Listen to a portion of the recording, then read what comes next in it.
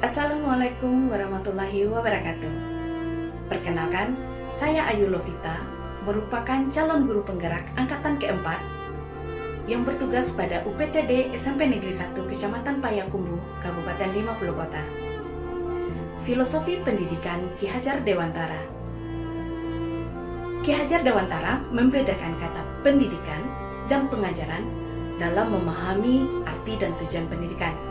Menurut Ki Hajar Dewantara, pengajaran adalah bagian dari pendidikan.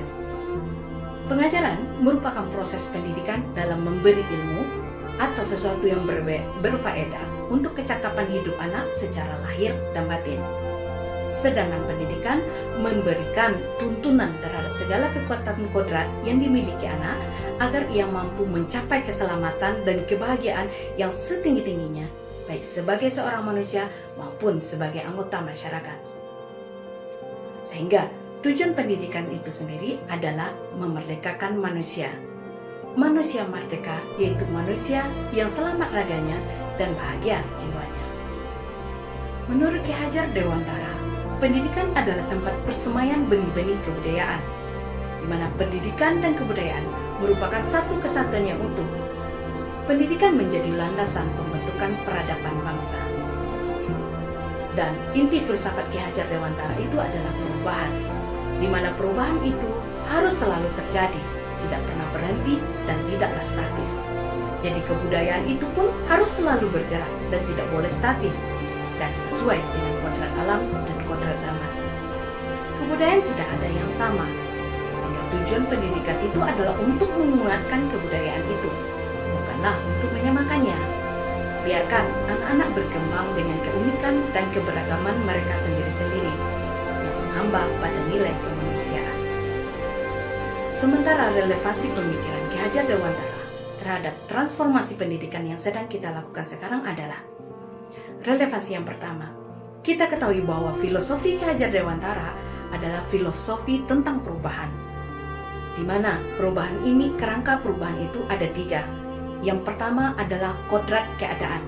Kodrat keadaan ada 2, yaitu kodrat alam dan kodrat zaman. Kodrat alam yaitu perubahan itu terjadi tergantung kepada alam atau di mana manusia itu berada. Sementara kodrat zaman, perubahan itu terjadi sesuai dengan masa atau pada zaman apa manusia itu berada. Sehingga masing-masing zaman itu memiliki tantangannya masing-masing. Kerangka perubahan yang kedua yaitu prinsip melakukan perubahan.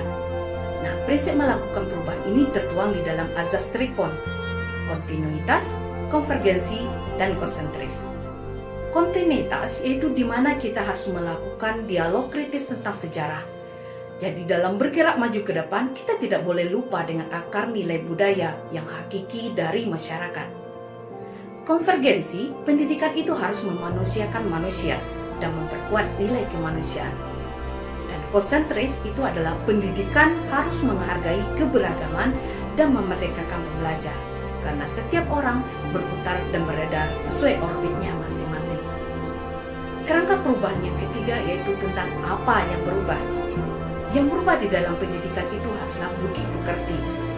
Budi itu ada 3 komponen, ada cipta atau pikiran, ada rasa, dan ada karsa atau kemauan. Sementara pekerti itu adalah tenaga atau raga.